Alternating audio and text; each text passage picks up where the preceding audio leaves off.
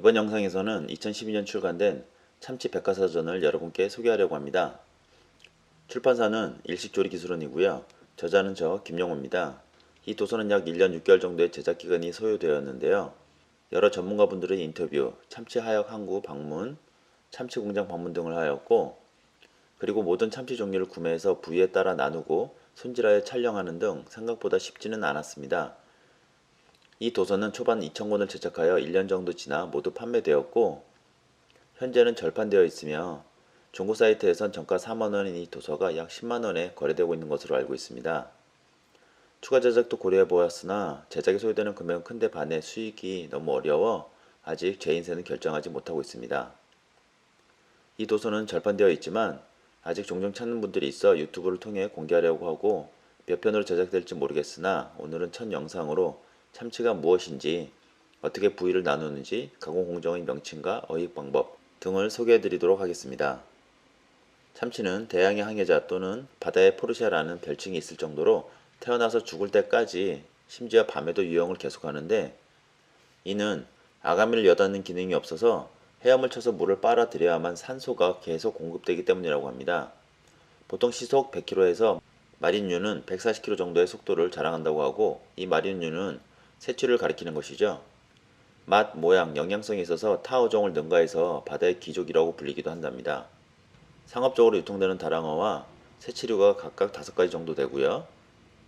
다랑어를 먼저 보시면 참다랑어, 눈다랑어, 가다랑어, 날개다랑어, 황다랑어 이렇게 5가지고요. 새치를 살펴보면요. 흑새치, 청새치, 황새치, 도새치, 백새치 이렇게 5종류로 되어 있습니다. 참치라는 명칭은 국내 어류 도감에는 강원도 방언으로 나와 있다고 합니다. 그러니까 정확한 학술적 용어는 아닌 거죠. 국내 첫 원형 어선으로는 250톤 규모의 진화모이고요.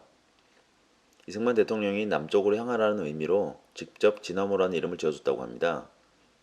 1957년에 인도양에 첫 진출한 선원들이 새치를 먹어보고 그 맛에 매료되어서 진짜고기라고 해서 참 진짜와 고기를 뜻하는 치자를 붙여서 처음에는 진치라고 불렀다고 합니다. 그 이후 어감상의 이유로 진치 대신 참치로 불려지게 되었다고 합니다. 참치는 푸른 지느러미 다랑어라는 뜻으로 블루핀 튜나라고 불리고요. 영양성분을 보면 오메가3, EPA, DHA 등이 많이 함유되어 있죠. 참치 용도로는 대부분 캔, 횟감, 구이 등 다양한 요리에 쓰이기도 하지만 붉은색 계열의 육색을 선호하는 일본인들이 전 세계 참치 80% 정도를 소비한다고 합니다. 참치하면 빼놓을 수 없는 게 바로 참치캔인데요. 1903년에 처음 만들어진 참치캔은 정어리로 만든 캔이 대부분이었는데, 한 업자가 값싼 참치를 사용하였고 1차 세계대전에 비상식량으로 대량 생산 사용되었고 급속도로 확산되었다고 합니다. 국내에서는 1982년에 첫 선을 보였다고 합니다. 국내 연근에서는 대형 참치를 보기 어렵지만 2005년도 부산에서 1964년 개장 이래 300kg가 넘는 초대형 참치가 잡힌 적도 있다고 합니다. 참치의 어휘으로는 연승어법, 선망어법, 정치망 등이 있고요. 자, 먼저 연승어법에 대해서 살펴보면요. 이 연승어법은 주로 몸집이 큰 참치를 잡을 때 사용하는데 50m에서 80m 간격으로 늘어뜨린 2,000개에서 3,000개의 낚시마다 고등어, 청어, 오징어 등의 미끼를 달아서 어익하는 방법으로 들여오는 데만 약 한 5시간 정도 걸리고 회수하는 시간만도 10시간 이상 소요된다고 합니다. 이 선망어법은요, 통조림용이나 작은 생선을 어익하는 방법으로 참치다가 발견되면 어선에 적치되어 있는 고속보트를 이용해서 큰 원을 그리면서 초대형 그물로 참치대를 포위한 다음에 그물 밑부분을 조여서 어익하는 방법으로 그물의 면적은 축구장 50배에 달한다고 합니다. 다음으로 정치망인데요. 우리나라 참치 전문점에서 많이 사용하기도 하죠. 정치망이란 어군의 자연적인 통로를 차단하고 유도하여 잡는 어업으로 어구를 일정한 장소에 상당히 오랜 기간 고정 설치하여 어익하는 방법입니다. 다음은 참치 하역 작업인데요. 참치 원어의 수입은 한 어선이 잡은 참치를 종류에 관계없이 모두 구매해서 운반선으로 들여와 부두에서 종류별 크기별로 분류 작업을 거친다고 합니다. 지금 보신 사진은 몸집이 큰 참치들인데요. 이 참치 같은 경우에는 위험해서 한 마리 한 마리 줄을 달아서 이렇게 하역을 한다고 합니다. 지금 보신 사진 같은 경우에는 새출이나 몸집이 작은 다랑어 같은 경우에는 이런 식으로 한 번에 그물에 담아서 내린다고 합니다.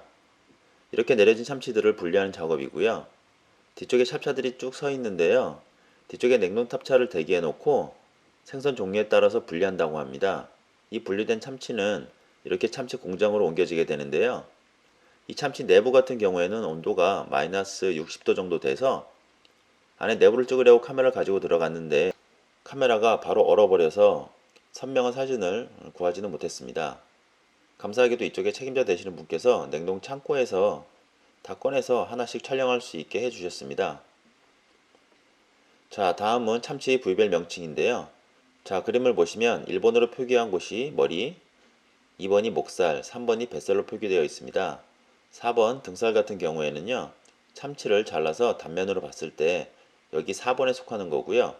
5번이 아카미입니다. 속살이죠. 다음은 6번이 혈압육이고요. 7번이 옆구리살, 우리가 보통 주도로라고 부르죠. 8번이 뱃살, 이렇게 구성되어 있는 거겠죠. 몸통의 특수 부위로는 머리, 목살, 울대 등이 있고요. 외국에서 이 부산물들을 식용으로 잘 사용하지 않아서 동물의 사료나 제품의 원료로 사용하는 데 반해서 국내에서는 이 특수 부위들이 조금 귀하게 여겨지기도 합니다. 우리나라 특성상 희소성을 좋아해서인 것 같습니다. 가마살을 제외한 이 특수 부위들이 영양가나 맛에서 타 부위보다 좋거나 하지는 않는다고 합니다. 다음은 참치 가공 상태별 명칭인데요. 먼저 상태 그대로가 라운드고요. 아가미, 내장, 지느러미 및 꼬리를 제거한 상태가 지지입니다.